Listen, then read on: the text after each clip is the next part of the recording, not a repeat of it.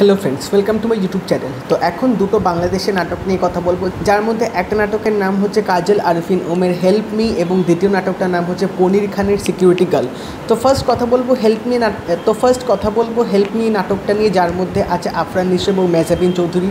তো এখানে আমরা দেখতে পাচ্ছি যে আফরান নিশো একটা হোটেলের ম্যানেজার এবং সেই হোটেলে আসবে মেহজাবিন চৌধুরীর সাথে তার বয়ফ্রেন্ড, যাদের হয়তো বিয়ে হওয়ার সম্ভাবনা আছে, বিয়ে হওয়ার কথা চলছে। তো তার বয়ফ্রেন্ড তার ফ্যামিলির সাথে মেহজাবিন চৌধুরীর মোলাকাত করানোর আগে মেহজাবিন চৌধুরীকে হোটেলে এনেছে যাতে সে বাড়ি থেকে কিছু ম্যানেজ করতে পারে। তো এবার বয়ফ্রেন্ড তাকে ওই হোটেলে কিছুদিন থাকতে বলবে এবং মেহজাবিন চৌধুরী ওই হোটেলে যখন থাকবে তখনই তার সাথে আফরান নিশোর একটা ভালো বন্ধুত্ব তৈরি হবে। আফরান নিশো তাকে অনেক কিছুতে সাহায্য করবে, তারা একে অপরের ব্যাপারে জানবে।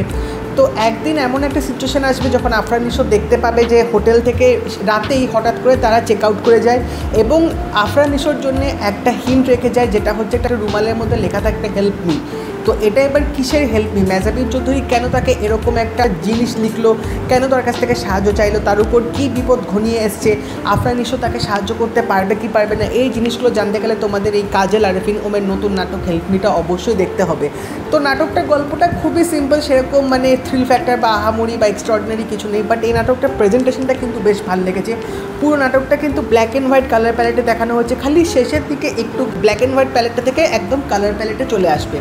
তো এখানে যেভাবে প্রেজেন্টেশনটা করছি সেটা কিন্তু একটা পুরো প্রিমিয়াম ভাইব দেবে এবং এই নাটকটার সবচেয়ে বড় প্লাস পয়েন্ট হচ্ছে নাটকটা ব্যাকগ্রাউন্ড মিউজিকটা কিন্তু চূড়ান্ত লেভেলের এখানে ইউজ করা হয়েছে এবং তার সাথে এখানে মেহজাবিন চৌধুরীকে যেভাবে উপস্থাপনা করা হচ্ছে সেটা কিন্তু আমার বেশ ভালো লাগছিল, কারণ তাকে দেখানো হচ্ছে তিনি কানাডা থেকে এসছে। তো তার যে মানে কথা বলার যে ধরনটা যেরকম এখানে দেখানো হয়েছে সেটা কিন্তু একদম পারফেক্ট ইউটিলাইজেশন ছিল এবং তার সাথেও নাটকটার গল্পটা বেশ ইন্টারেস্টিং ছিল। মানে তোমরা জানো কি হচ্ছে, প্লটটা পুরোটাই মানে প্রেডিক্টেবল, কিন্তু তার সত্ত্বেও এনগেজিং ফ্যাক্টরটা কিন্তু বেশ ভালো মতো এখানে রাখা হয়েছে, যার জন্য আমার নাটকটা কিন্তু অতটাও খারাপ লাগেনি।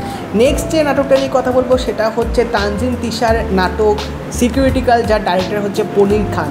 তো এই নাটকটা নিয়ে আমি খুবই এক্সাইটেড ছিলাম, কারণ এই নাটকটা অনেক রিভিউ আমি ফেসবুকে দেখেছি, সবাই বেশ নাটকটা নিয়ে অনেক চর্চা করছে, নাটকটার ব্যাপারে অনেক কিছু বলছে। তো নাটকটা আমার দেখার খুব ইচ্ছা ছিল এবং এই নাটকটা যেভাবে উপস্থাপনা করা হয়েছে এবং যেভাবে এখানে মেসেজটা দেওয়া হয়েছে তার জন্য সত্যি মানে ডিরেক্টরকে একটা হ্যাটস অফ এরকম একটা নাটক বানানোর জন্য। এবং এই নাটকটার জন্য এখানে তানজিন তিশা নিজেকে যেভাবে ভেঙেছে, ক্যারেক্টারটাকে ঢোকার জন্যে তিনি নিজেকে যেভাবে ক্যারেক্টার ওয়াইজ গড়ে তুলেছে সেটা কিন্তু তোমরা নাটকটা দেখলে একদম বুঝতে পারবে যে তিনি এখানে কীরকম খেটেছে পুরোপুরি পারফেকশন আনার জন্যে। তো এখানে গল্পটা একটু করে বলে দিই, সেটা হচ্ছে তানজিন তিশার যে পরিবারটা থাকবে, তার বাবা হঠাৎ করে একদিন মারা যান এবং মারা যাওয়ার পর তার বাবার চাকরিটা এখানে তানজিন তিশা পাবে। তো তার বাবা হচ্ছে সিকিউরিটিতে কাজ করতো, তো সেখান থেকে তানজিন তিশা নিজেকে কীভাবে প্রুভ করবে, কীভাবে নিজেকে মানে গড়ে তুলবে অ্যাজ এ সিকিউরিটি গার্ল এবং সেই সিকিউরিটি গার্ল হওয়ার পর তিনি কী কর্তব্য পালন করবেন সেই জিনিসগুলো কিন্তু এই নাটকটার মধ্যে আমরা দেখতে পাবো। এবং তার সাথেও এখানে যে জিনিসটা আরও ভালো করে দেখিয়েছে সেটা হচ্ছে ছেলেরা পারলে কিন্তু মেয়েরাও অবশ্যই পারবে। আজকাল কিন্তু ছেলেরা পারছে মেয়েরা পারছে না এরকম কিন্তু কিছু নেই, সমান সমান দুজনেই কিন্তু অনেক কাজ করে। তো যদি ছেলেরা সিকিউরিটি রোল প্লে করতে পারে, মেয়েরাও সিকিউরিটি গার্ড কেন হতে পারবে না? তো এই মেসেজটা নিয়ে কিন্তু এখানে নাটকটা করা হয়েছে এবং তার সাথেও এখানে যেভাবে পুরো ইমোশন মোমেন্টগুলো তুলে ধরা হয়েছে সেটা কিন্তু সত্যি বেশ মানে একটা তোমাদের খারাপ লাগাবে, কারণ সেখানে অ্যাক্টিংটা কিন্তু যথেষ্ট ইমপ্রেসিভ ছিল, যথেষ্ট রিয়ালিস্টিক ছিল। তানজিন তিশার অভিনয়টাই এই নাটকটার শ্রেষ্ঠ আকর্ষণ আমার মনে হয়, কারণ তিনি এখানে যেভাবে অভিনয়টা করেছেন একদম এক কথায় জাস্ট অসাধারণ লেগেছে আমার।